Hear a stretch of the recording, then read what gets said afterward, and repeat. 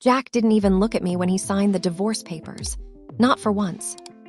Because in his eyes, I was no longer enough. Wasn't attractive or perhaps beautiful. And the worst part, the woman he chose instead was right there in our story all along. And just like that, 5 years of marriage ended in a single cold moment. But walking away from me, that day was the biggest mistake of his life. Because 7 years later, the next time Jack Holman saw me was the biggest shock of his life. Jack and I had built our life the slow, honest way. We weren't handed anything.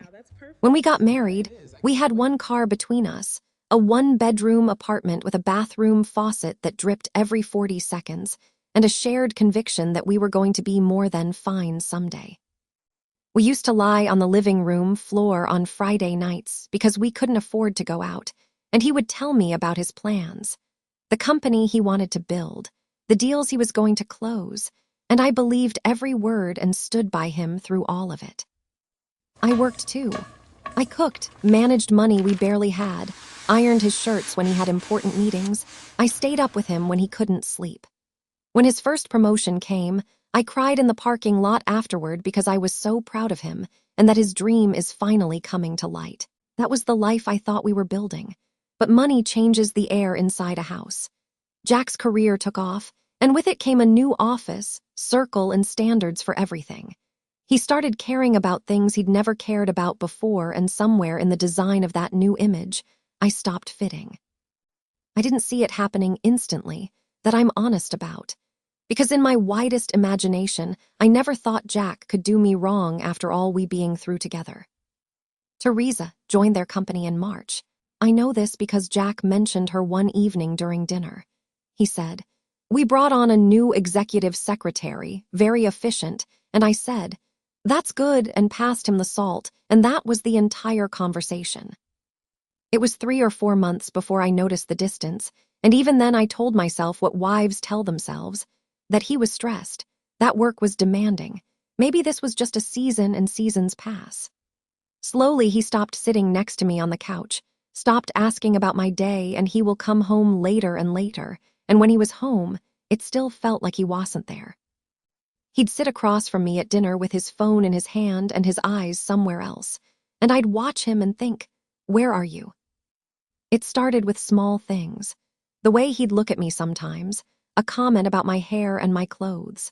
Then one evening, for no reason I could name, he said, and his voice was so flat when he said it, so stripped of any kindness, "You've let yourself go, Blessing. You used to take better care of yourself." I was standing in our kitchen in the house we'd chosen together.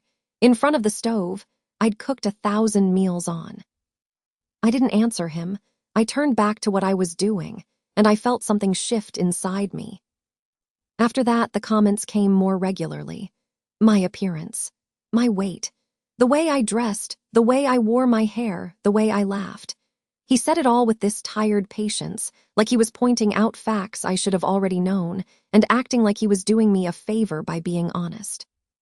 I started looking at myself differently in mirrors. I would stand in the bathroom and look at my own face and hear his voice instead of my own. I never told anyone. That's the part I'm not proud of. I kept it quiet and kept going, because I had spent 5 years building a life with this man, and I wasn't ready to say out loud that it was ending. I found out about him with Teresa on a Wednesday. I won't go into the details of how. Those details don't matter now, and they didn't matter much even then.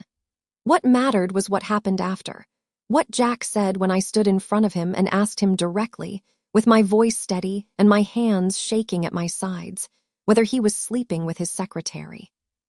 He didn't flinch nor fumble. He didn't deny it or perform the guilt that a man performing remorse would have performed. He just looked at me and said yes. Yes. I nearly exploded hearing it. One syllable, like the answer to a question that had only ever had one answer. And then, and this is the part that I have turned over in my mind more times than I can count, what exactly have I not given to him? And the funniest part, this man had the momentum to tell me to my face that Teresa was the kind of woman he was attracted to now. That she was put together, she had nice shape, all of that, and that she made an effort. Being around her made him feel a certain way that being around me no longer did. He compared us, standing in our living room, in the house we'd bought together. He stood there and compared his wife to his secretary and found his wife lacking, and he said it out loud to my face without apology. I looked at him for a long time after he finished speaking. Honestly, I felt like giving a dirty slap, but I had to be a respectful woman. I was looking for something, some flicker of the man I'd known, some evidence that what was in front of me wasn't all there, but I find none. The last thing that came out of his mouth was, "File for divorce, it's better for both of us." And that happened eventually. The paperwork moved quickly. Lawyers, documents, signatures. The machinery of ending a marriage is surprisingly efficient when both parties stop fighting. Jack didn't fight. He'd already made his decision long before that conversation, long before I'd even understood there was a decision being made. The day we signed, I dressed carefully. I don't know why, but I guessed old habit, maybe some stubborn, quiet piece of me wanted him to look at me, to sit across that table and understand, in some concrete way, what he was releasing. He didn't look. He picked up the pen, signed his name in 3 seconds, set the pen down, and stood. His lawyer said something procedural. Jack straightened his jacket, and then he walked to the door, and I watched him go, and I thought, this is it. This is 5 years, and this is how it ends. I sat there for another 10 minutes. I don't know what I was waiting for. Then I finally picked up the pen he'd left on the table, signed my own name, and walked out into the afternoon like a woman who was going to have to figure out what came next. The first year alone was the quietest I'd ever known. I won't pretend I didn't fall apart. I did. There were nights that were bad in ways I'm not going to describe here because I believe you know that feelings. There were mornings I didn't get up until noon, not because I was tired, but because there didn't feel like a reason to rush. There were also weeks I ran on sheer mechanical habit: eat, work, sleep. Repeat, because feeling anything felt too expensive. But I got up every time, and every time I got up I started with small things. My apartment. I painted the walls a color he never would have chosen. I bought furniture I liked, cooked things I wanted to eat, and started running in the mornings, not because anyone told me to, not to prove anything to anyone, but because my body needed somewhere to put everything it was carrying. I went back to school part-time, took on freelance contracts. I was quiet and deliberate and moved slowly. And then I met Yisoon. He was a Mafia, though, and despite being one, he was cool. I was at a business event, the kind I'd started attending once I began building my own professional network, still new to navigating those rooms alone. I didn't particularly want to be there. I remember standing near the window with a glass of water and calculating how long I needed to stay before leaving without seeming rude. He came to stand near the same window, and then he said something about the view. I also said something back. And that was how it started.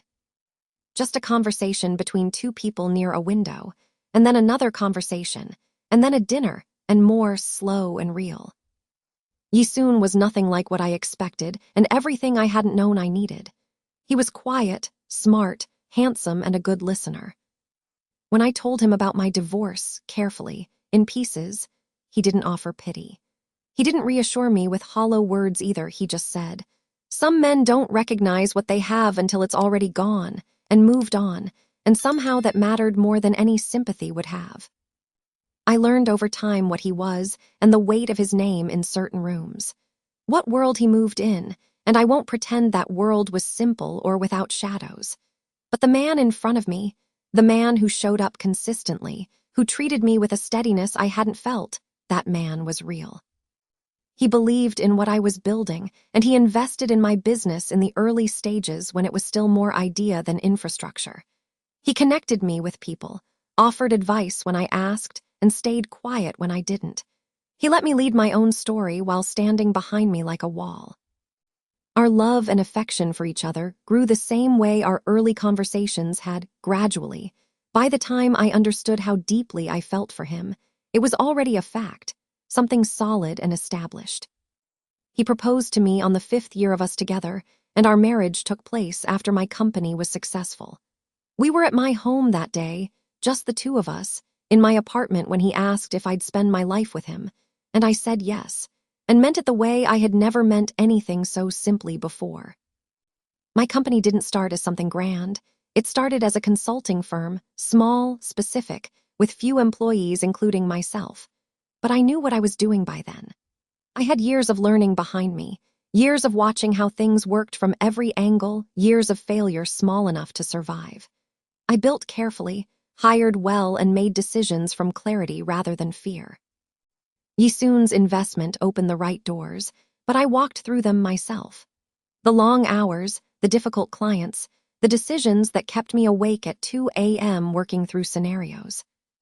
By year 5, we were mid-sized and growing. The following year, we had 3 offices and a reputation in the industry. Finally, in 7 years, I had a team of full functional staff across all branch, people who were good at their jobs and knew I respected them. I was no longer a woman rebuilding. I was now a successful one, in the life she'd constructed from what remained after everything fell apart.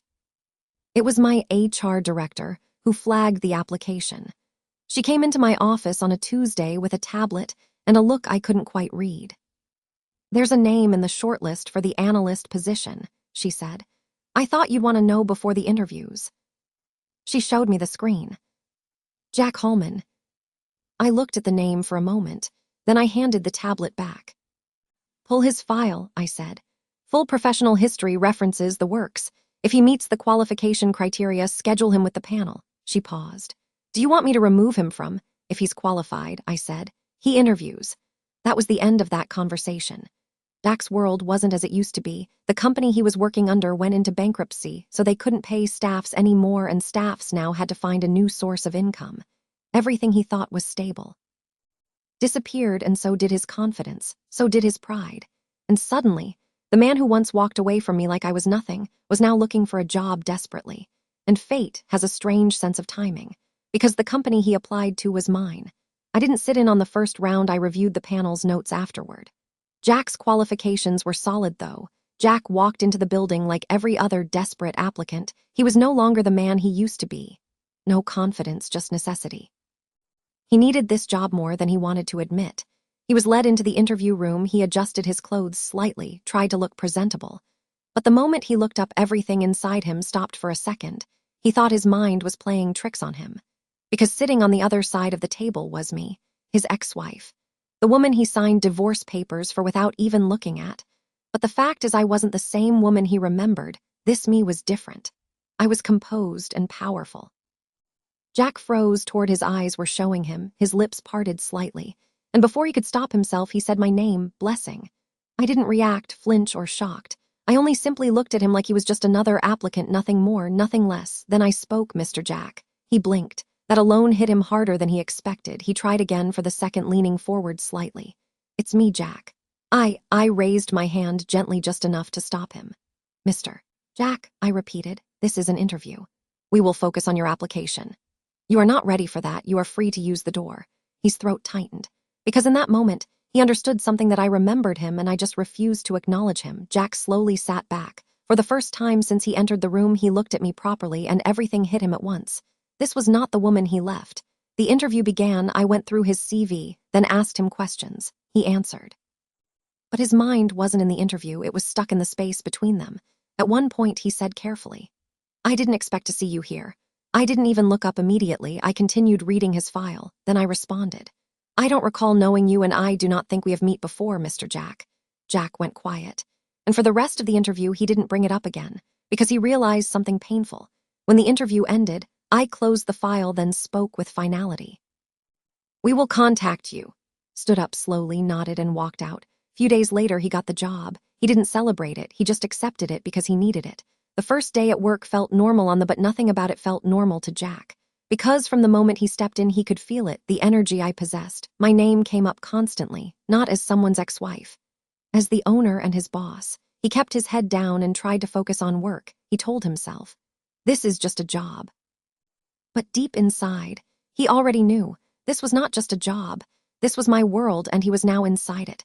Finally, my wedding date was official, and I sent out invitations company-wide. My assistant delivered them in cream envelopes with the details printed inside: venue, date, dress code. An invitation to celebrate. I believe in including people who are part of your daily life in the things that mattered. Every employee received one, including Jack Hallman. I wasn't thinking of him when I made that decision. The invitation list was built by category, not by individual names, and I did not go through it person by person. It was my company, and this were my people. What he did with the invitation was his choice. The day of the wedding was warmer than the forecast had promised. The venue was actually in Africa. All my invited guests were fly to my hometown, and I had made simple by the standards of my world sometimes demanded, meaningful by the standards that actually mattered. Flowers that I had chosen. Music we had agreed on, and guests who knew us, loved us, had witnessed the building of this thing we were celebrating. I stood in the room set aside for me, and my close friend Jennifer, who had been beside me through years of the rebuilding, fastened the back of my dress. She kept shaking her head slowly, in that way that meant she was trying not to cry. "You look," she said, and then stopped and tried again. "You look like you." I knew what she meant, like the person I had worked to become, fully inhabited, present in my own life. I held her hand for a moment and then let go. The ceremony was everything I had stopped believing I deserved. Yi soon sat in the gathering as I danced with a cup of palm wine towards him, and he watched me come toward him with an expression I have no adequate words for. Finally, I got to him and gave him the cup of palm wine. Then he drank it and took my hand. We both danced out together. We made our promises and vows to each other. He soon cupped my face in his hands, steady hands, certain, and he kissed me. And the gathering filled with the sound of people celebrating.